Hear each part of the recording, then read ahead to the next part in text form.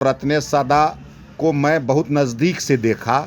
वह विकास में विश्वास करता है। इससे सीधा न एमएलए मिलेगा आपको, न इससे सीधा नेता मिलेगा। इससे पहले भी तो यहाँ राजद का ही शासनकाल था। 15 वर्ष बोलते हम विकास के बहुत बड़े योद्धा हैं, पुरोधा है, विकास ही मेरा नाम है। तो विकास तो इन लोगों का कहीं नहीं दिखता था। स्कूल में शिक्षक नहीं आते थे, अभी सारे स्कूल में शिक्षक रहते हैं। तो आप किस महीने में विकास देखना चाहते हैं? तेजस्वी जी के पिताजी 15 साल यहाँ के मुख्यमंत्री रहे।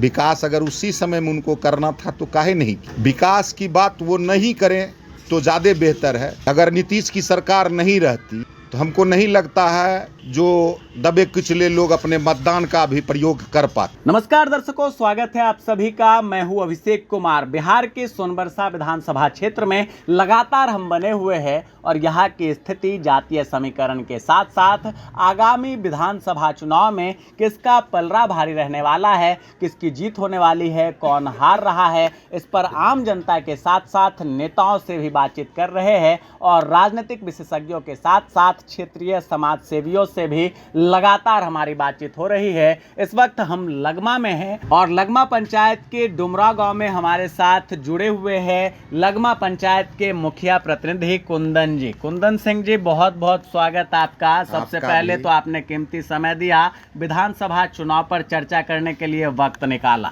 ये बताइए, सोनबरसा का मूड क्या है? किस और सोनबरसा इस बार जाने वाला है, किस और लगमा इस बार जाने वाला है, किस और डुमरा इस बार जाने वाला है? आपका भी बहुत बहुत धन्यवाद। आपके चैनल के माध्यम से पहले तो मैं अपने पंचायत की बात करता हूँ। अभी वर्तमान में मैं मुखिया प्रतिनिधि हूँ इस पंचायत का जी। और विकास की जहाँ तक बात होती है, मुझे विकास में विश्वास है। जो आप आए होंगे तो आपको दिख रहा होगा, जो मुखिया योजना से बनाया गया मेरा गेट, प्रवेश द्वार जो है जी, हमको नहीं लगता है आपके कोसी कमिश्नरी या सहरसा जिला में ऐसा गेट बना होगा। हमने 2-2 छठ घाट बनाया है, आप उसका भी तुलना कर सकते हैं कहीं से। रही बात घूसखोरी और भी कुछ बातें जो लोग बोलते हैं जो बहुत बढ़ गया है, मुझे तो कहीं नज़र नहीं आता। मेरे पंचायत में जो भी काम होता है, गरीब का हो या जिस व्यक्ति का भी काम हो, चाहे मृत्यु प्रमाण पत्र हो, जाति प्रमाण पत्र हो, आवासीय कहीं पर हमको नहीं लगता है उसको कहीं पैसा खर्च करना पड़ता है और बिना पैसे का काम होता है। तो मुझे तो नहीं लगता जो भ्रष्टाचार है, जो लोग बोलते हैं कुछ जो भ्रष्टाचार व्याप्त है, ये है वो है, ब्लॉक में ऐसा है वैसा है, मेरे पंचायत के लोग को कहीं असुविधा नहीं होती है।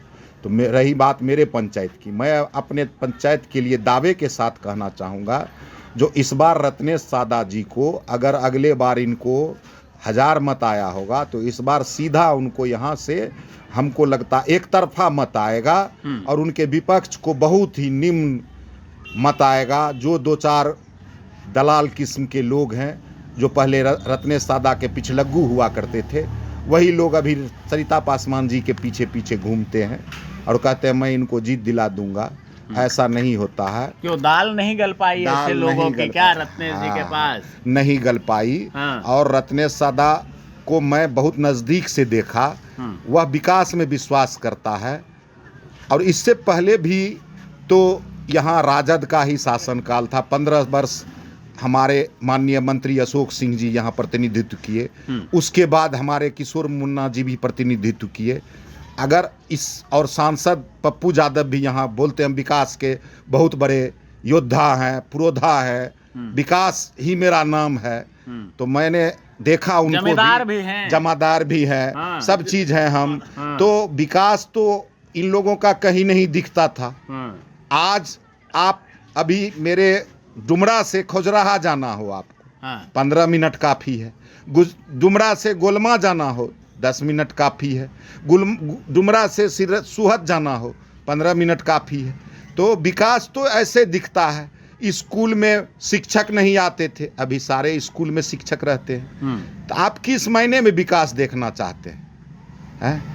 आप अपने अगर पढ़ने के प्रति जागरूक नहीं हो पाइएगा तो सरकार आपके घर से उठा के आपको स्कूल वो तो नहीं कह पहुंचा रहे दे। हैं, देखिए विपक्षी तो कह रहे हैं कि नौकरी दे देंगे, आ गए तो हर घर में एगो सरकारी नौकरी होगा, आपको पता 2500 रुपया महीना देंगे। आपको पता हाँ। होना चाहिए, इससे पहले भी तेजस्वी जी के पिताजी हाँ, 15 साल यहाँ के मुख्यमंत्री रहे, हाँ, माता जी भी रही। माता जी भी रही मुख्यमंत्री। हाँ, विकास अगर उसी समय में उनको करना था तो काहे नहीं किए?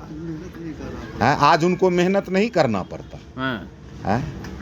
विकास की बात वो नहीं करें तो ज़्यादा बेहतर है हमारे नज़र से। कार्यकाल तो आप लोगों ने भी देखा होगा, राजद का भी सरकार आपने देखा है, राजद के क्रियाकलाप को आपने देखा है। एनडीए वाले लगातार कहते हैं जंगल राज वापस लाना है तो उधर जाइए, नहीं तो इधर आइए। क्या लगता है आप? अभी भी जिस जाति का नेतृत्व तेजस्वी जी करते हैं, हमको लगता है मैक्सिमम लोग उनके जाति का दबे कुचले लोगों को अभी भी धमकाने का काम करते हैं।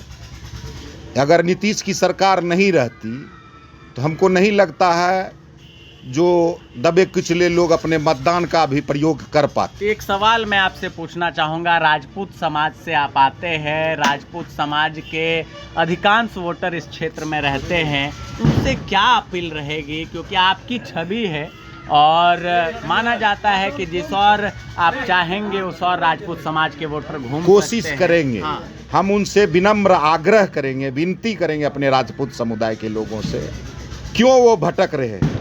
मेरे पिताजी जिला परिषद सदस्य रहे, 95 में मेरे पिताजी यहाँ से बीजेपी का चुनाव लड़े। उस समय में बीजेपी को लोग जानता तक नहीं था, उन्होंने जनाने का काम किया। उसके बाद मेरी माँ जिला परिषद रही, मैं यहाँ का मुखिया प्रतिनिधित्व किया। मैं अगले बार भी जो बोलते हैं, बड़बोलापन कर रहे हैं, जो मंत्री को लूटने का काम किए, वह उनको अगले बार भी उतना उनके साथ ताकत लगा हुआ था, तब भी मैं उनसे 200 मत से हारा और दूसरे बार मैं उनको 600 मत से हराया। तो आप समझ सकते हैं जो मतदाता किधर है। रही बात राजपूतों की, राजपूत से मैं विनम्र आग्रह करता हूं, आपके चैनल के माध्यम से विनती करता हूं, जो वह भटके नहीं और अपने मत का प्रयोग विकास के नाम पर नीतीश कुमार के पक्ष में करें और जाति और जमात से ऊपर उठ करके रत्नेश सादा को अपना अमूल्य मत दें। इसी के साथ कुछ लोग मैं आपके राजपूत पंचायत समुदाय में से हैं, कुछ लोग आपके पंचायत में हैं जो ठेकेदार बन जाते हैं कि लगमा का वोटर तो हमरे कहने पे इधर से उधर, उधर से उधर होता है। क्या तो कहेंगे मैं ऐसे यहाँ लोगों को? जवाब क्या है? मैं आपको यह चीज़ आगाह कर दूं, जो मेरा डुमरा लगमा पंचायत में मुश्किल से 100 से 150 राजपूत मतदाता है और मैं यहाँ का मुखिया हूँ।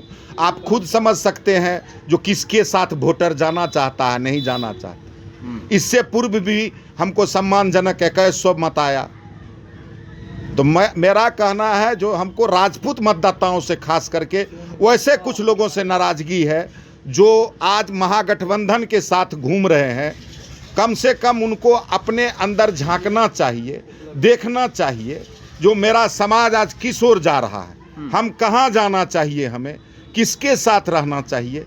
यही मैं विनती और आरजू करूंगा अपने समाज के मतदाताओं से, आपके चैनल के माध्यम से। नेता आ गए हैं सहरसा में, वो कहते हैं कि भाई कोई कुछ करे तो गला में दांते फंसा दो, और बड़ा चर्चित चेहरा है। आप राजपूत समाज मैं से आते हैं। सहरसा का राजनीति का बात अभी नहीं करना चाहूंगा आपके चैनल के माध्यम से।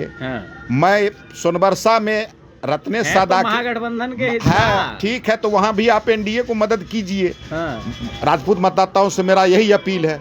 लेकिन यहाँ के मत का बात है, रत्नेश सादा जो है, आपको क्या बोले, मोर इनोसेंट पर्सन जिसको कहा जाए अभी के समय में वही है।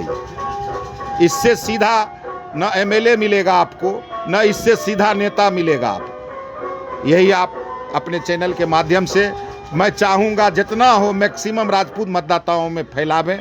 मेरा आरजू है, विनती है, नम्र निवेदन है राजपूत मतदाताओं से, वह भटके नहीं, अपने आप को मान सिंह और जयचंद न साबित करें, अपने आप को राणा प्रताप और वीर कुंवर सिंह साबित करें।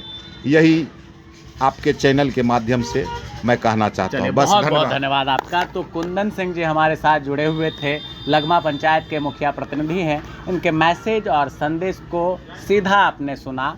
डिसीजन आपको करना है कि आखिर 6 तारीख को जब आप बटन दबाने जाएंगे ईवीएम का, तो बटन कहाँ दबाना है। मुद्दे बहुत है, विकास के मुद्दे पर तमाम प्रत्याशी वोट मांगते हैं, लेकिन हाँ, इनमें कुछ छलिया प्रत्याशी भी है, उनसे सचेत रहने की आवश्यकता है। एक ईमानदार सच्चे व्यक्ति को अगर आप विधानसभा भेजेंगे तो वो आपके क्षेत्र के विकास के मुद्दे को सदन में उठाकर वहाँ से आपके क्षेत्र का संपूर्ण विकास करवा सकता है। और अगर आपने गलत लोगों को वोट दे दिया तो 5 साल परेशान होने के लिए तैयार रहिए। डिसीजन आपको करना है। आप तमाम दर्शकों का बहुत बहुत धन्यवाद। नमस्कार।